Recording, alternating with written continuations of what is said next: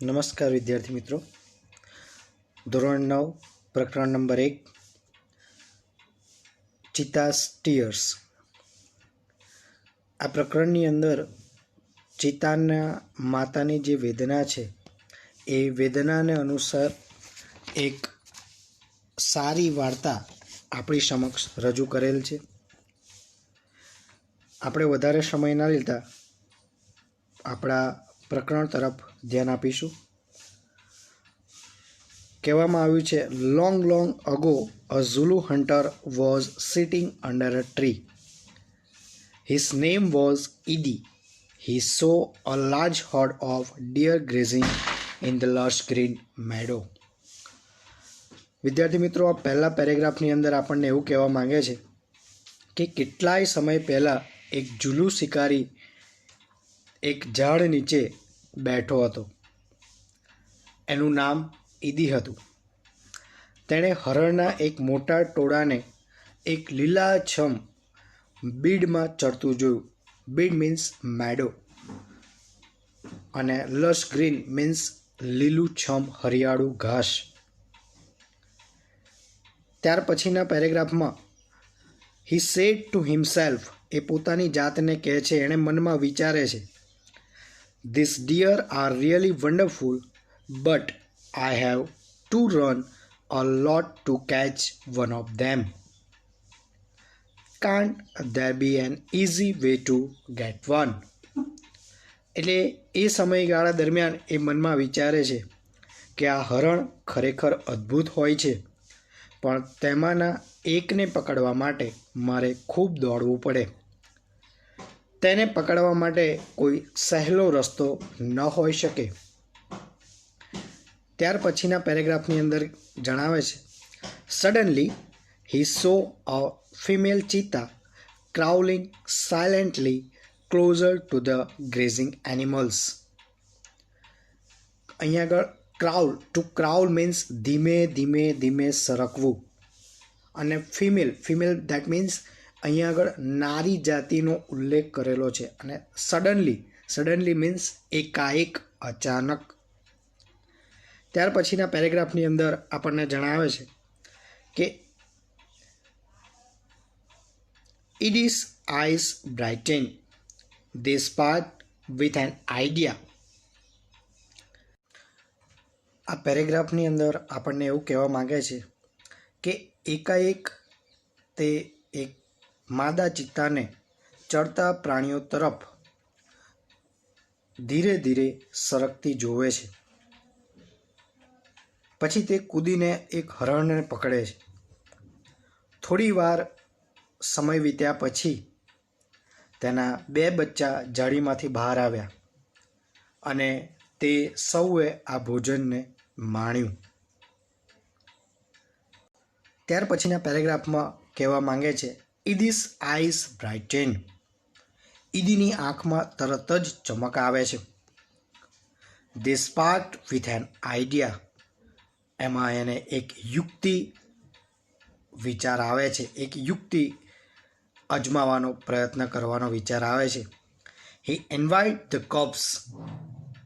તેને બચ્ચાની અદેખાઈ આવે છે.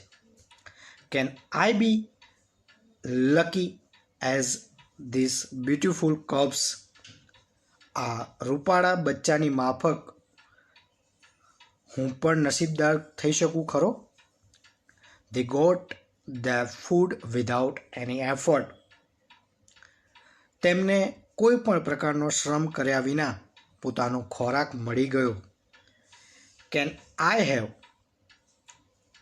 અ હન્ટર લાઈક ધ મધર. જો મારે પણ આ શિકારી જેવી જે તેમની માતા છે એવી હોય તો કેવું સારું. He thought. તે વિચારે છે, એને વિચાર આવે છે. ત્યાર પછીના પેરેગ્રાફમાં આગળ શું કહે છે જોઈએ. He decided to catch a young cub and train it to hunt for him. એવું વિચારે છે કે નાનકડા બચ્ચામાંથી કોઈ એક બચ્ચાને હું પકડી લઉં અને તેના શિકાર માટે, એટલે કે પોતાના શિકાર માટે હું તેને તાલીમ આપવાની શરૂઆત કરું. Then I shall only say, "Oh, my dear, go and kill a deer for me." ત્યાર પછી તરત જ એ એવું વિચારે છે કે આ ચિત્તાના બચ્ચાને પકડીને પોતાના માટે જે શિકાર કરી આવે એવી તાલીમ આપું અને ત્યાર પછી માત્ર હું આટલું જ કહીશ, ચાલ વાલા જા અને મારે માટે એક હરણ લઈ આવ. Oh, my life will be very comfortable then. અને ત્યાર પછી મારું જીવન ખૂબ જ આરામદાયક બની જશે. He was quite please with his own idea. આ પોતાના મનોમન કરેલા વિચારથી તે ખૂબ જ ખુશ થયો. અહીંયા આગળ ઘણા બધા શબ્દ આપણને આપેલા છે. લેપ્ટ મીન્સ કૂદવું, LEAPT, લેપ્ટ મીન્સ કૂદવું. કબ મીન્સ બચ્ચું અને મિલ મીન્સ ખોરાક. ટુ સ્પાર્ક મીન્સ ચમકવું. એનવી નો અર્થ કહેવાય છે ઈર્ષ્યા, અદેખાઈ. ટુ ટ્રેન અહીંયા આગળ એક તાલીમ આપવાના અર્થમાં લેવામાં આવ્યું છે. અને ટુ હન્ટ ધેટ મીન્સ કે શિકાર કરવો. કમ્ફર્ટેબલ ધેટ મીન્સ કે આરામદાયક, સ્વસ્થ. અને ઓન એટલે પોતાનું.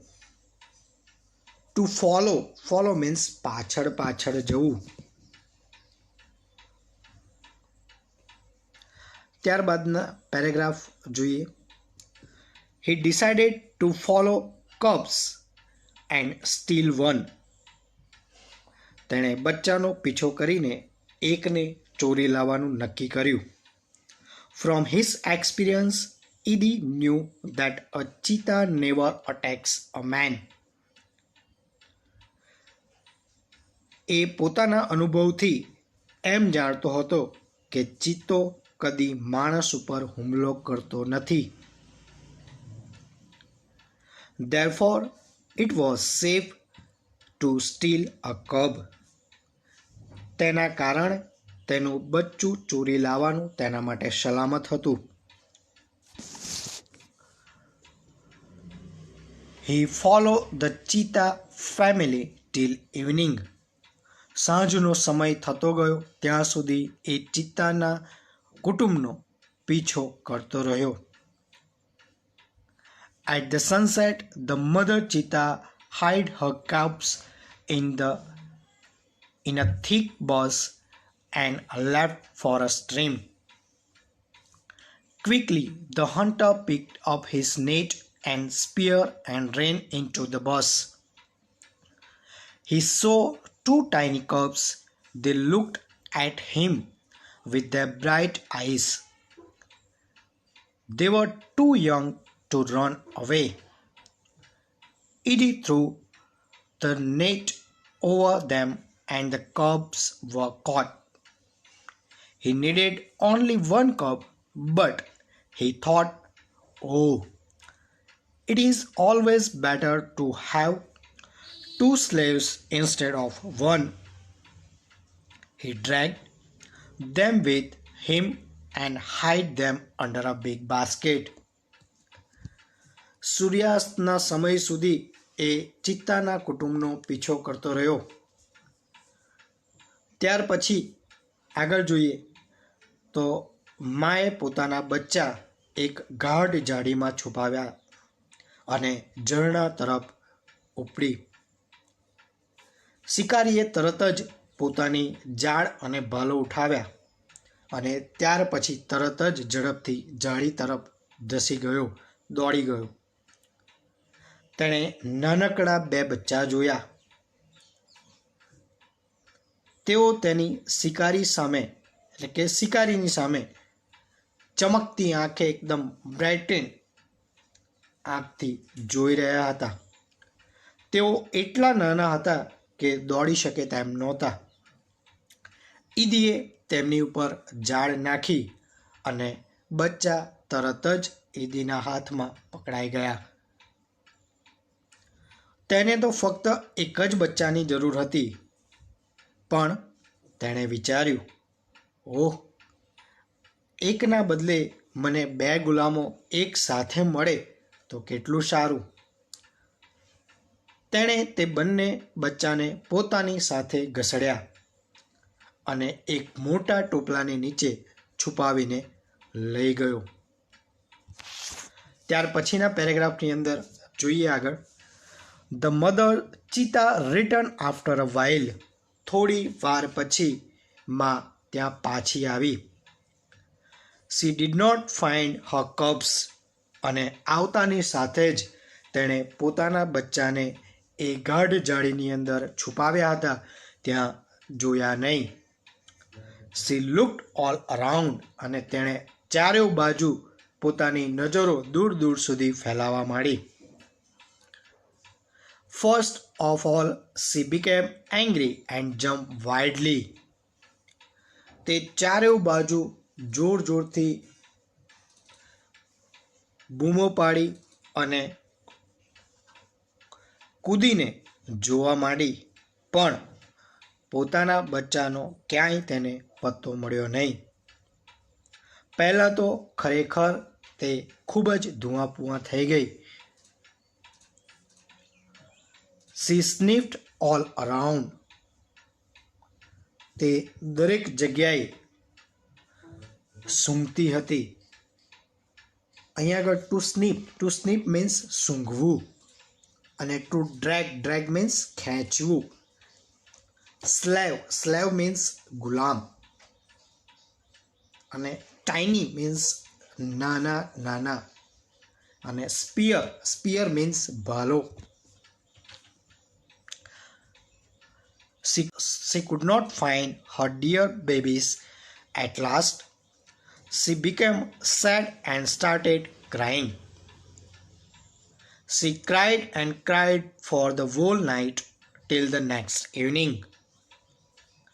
છેવટે આ ચિત્તાની જે માતા છે એ ખૂબ જ ઉદાસ થઈ અને રડવા લાગી.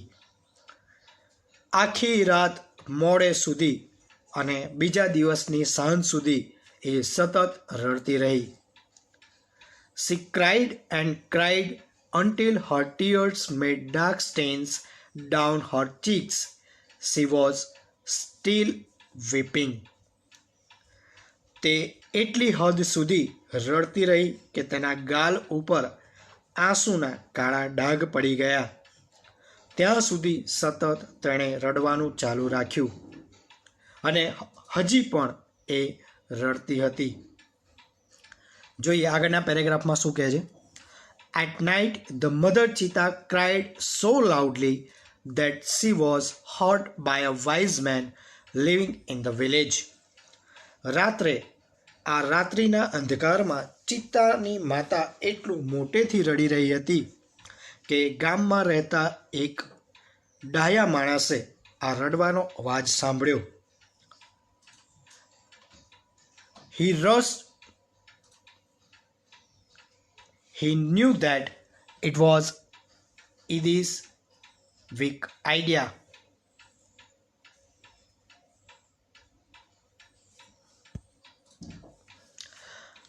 The old man understood what had happened. અને આ રડવાનો અવાજ સાંભળ્યા પછી આ વૃદ્ધ માણસને સમજાઈ ગયું કે ખરેખર શું ઘટના બની હશે. He immediately took his strong cup and came out of his hut. તેણે તરત જ પોતાના હાથમાં ડાંગ લીધી અને ઝૂંપડીમાંથી બહાર આવ્યો.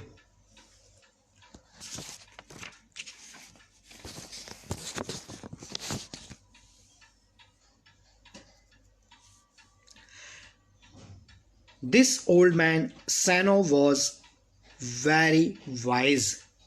આ વૃદ્ધ માણસ ખૂબ જ સમજદાર હતો. He loved animals and knew all about them. તેને પ્રાણીઓ પ્રત્યે ખૂબ જ અપાર પ્રેમ હતો અને પ્રાણીઓ વિશે બધું જ જાણતો હતો. When Shano found out the hide cubs, he knew that it was Edie's weak idea. તેને તરત જ ખબર પડી ગઈ કે શનોએ છુપાવેલા બચ્ચા એણે શોધી કાઢ્યા. He knew that it was Edie's weak idea. અને તેને તરત જ ખ્યાલ આવી ગયો કે આ નિર્દય અને દુષ્ટ કામ કોઈ બીજાનું નહીં પણ ઈદીનું જ હોઈ શકે. He got angry with Edie અને તે ઈદી ઉપર ખૂબ જ ગુસ્સે થયો. He rushed to the hut and shouted. તે તરત જ ઈદીની ઝૂંપડી તરફ દોડી ગયો અને જોરથી રાડ નાખી. I hate you, Edie. ઈદી, હું તને ધિક્કારું છું. Everybody of our tribe will hate you because you are lazy and weak too.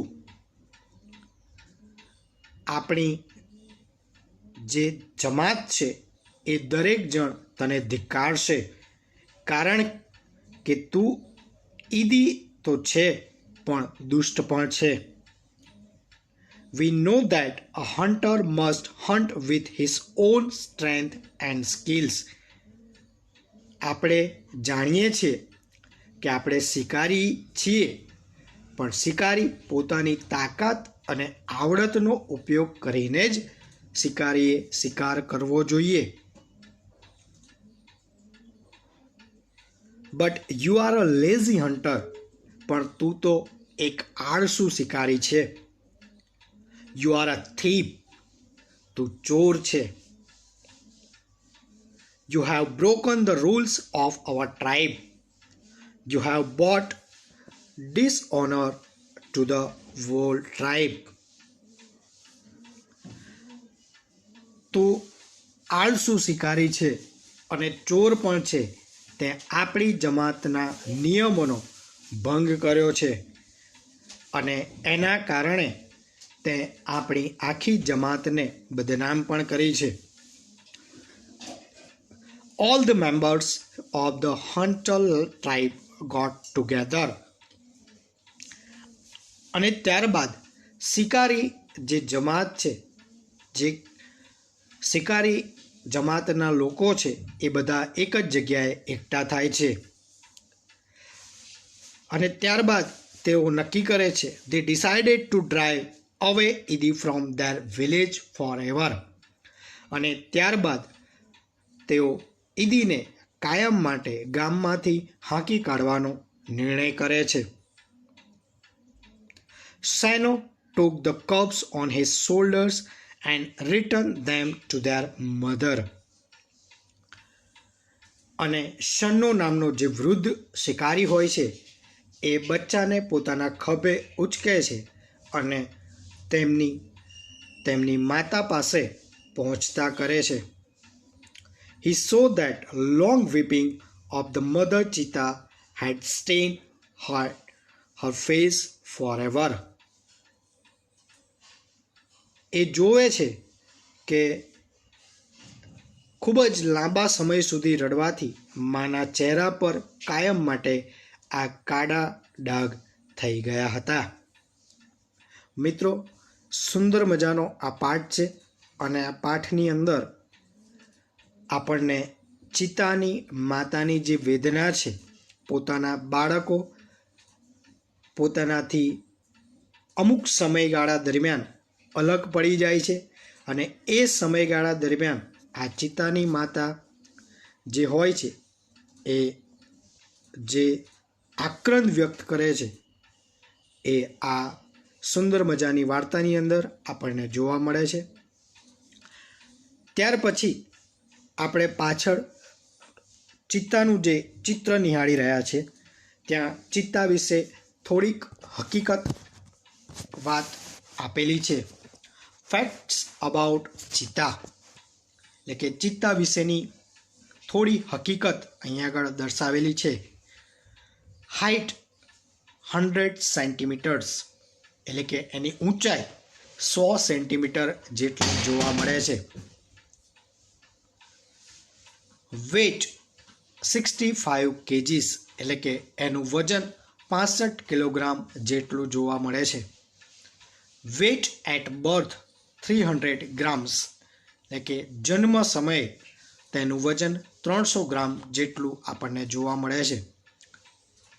Age of maturity એટલે કે પુખ્ત થવાની ઉંમર, જ્યારે ચિત્તાની પુખ્ત થવાની ઉંમર હોય ત્યારે એ મેક્સિમમ 2 વર્ષનો સમયગાળો જોવા મળે છે. આઈડેન્ટિફિકેશન દેટ મીન્સ કે એની ઓળખ. આપણે ચિત્તાને કેવી રીતે ઓળખી શકીએ? તો અહીંયા જણાવવામાં આવ્યું છે, the cheetah has a lighter body and its legs are longer than the leopards. એટલે કે ચિત્તાનું શરીર એકદમ હલકું હોય છે અને તેના પગ દીપડા કરતાં પણ લાંબા હોય છે. It has isolated black spots, whereas the leopard has cluster of spots.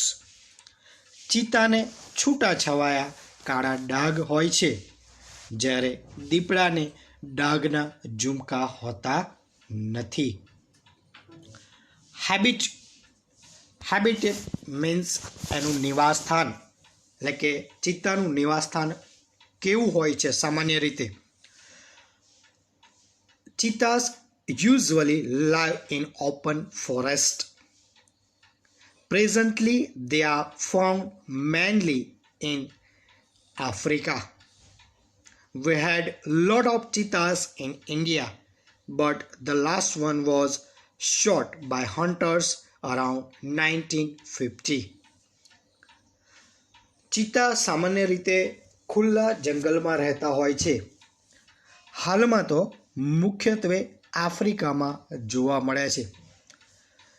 પહેલાંના સમયમાં ભારતમાં પણ ઘણા ચિત્તા હતા, પણ ભારતના છેલ્લા ચિત્તાને 1950ની આસપાસ શિકારીઓએ ગોળી મારેલી અને તેને મૃત્યુ આપેલું. હેબિટ્સ મીન્સ એની આદતો. ચિત્તાની આદતો કેવી હોય છે? It is the fastest animal on the earth.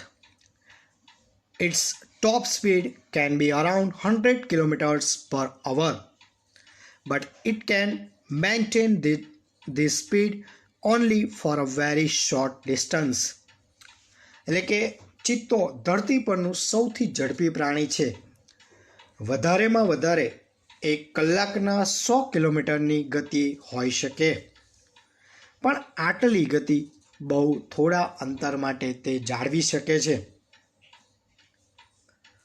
Sometimes it can take a leap as long as 15 meters. It creeps silently behind the prey and then leaps up to catch it. કોઈક વાર તે આશરે 25 metre લાંબો કૂદકો પર મારી શકે છે. શિકારીની પાછળ તે ચૂપચાપ સરકીને અને તેને પકડવા માટે છલાંગ મારે છે. તે તેના શિકારને કદી સાચવી રાખતો નથી. That means it does not preserve its prey. This sometimes cause death of cubs and young cheetahs. આથી કેટલીક વાર બચ્ચાનું કે નાના ચિત્તાઓનું પણ મોત થાય છે. It is a solitary creature. It does not live in a group or a herd. ચિત્તો એક એકલવાયુ પ્રાણી છે. તે કોઈ પણ દિવસ સમૂહમાં રહેતો આપણને જોવા મળે નહીં. Its family separates as soon as the cubs are mature. ચિત્તાના ફેમિલીની અંદર બચ્ચા જ્યારે પુખ્ત વયના થાય છે ત્યારે તરત જ એમનું કુટુંબ વિખરાઈ જાય છે. હવે આપણે એના ખોરાક તરફ જોઈએ. ડાયટ મીન્સ ખોરાક. Medium size bugs are its main food. It also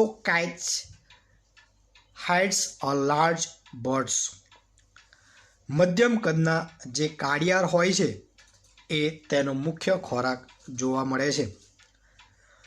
તેઓ સસલા અને મોટા પક્ષીઓ પણ ખૂબ જ મારે છે. અને મોટાભાગે આપણે જોવા જઈએ તો કાળિયાર આ ચિત્તાનો મુખ્ય ખોરાક જોવા મળે છે. કબ્સ ધેટ મીન્સ એના બચ્ચા, ચિત્તાના બચ્ચા. કબ્સ એટલે કે અહીંયા આગળ બચ્ચાના અર્થમાં લેવામાં આવ્યું છે. The female gives birth to 2 to 4 cubs at a time.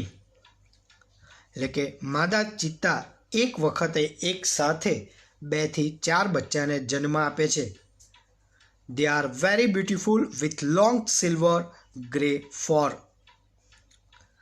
લાંબી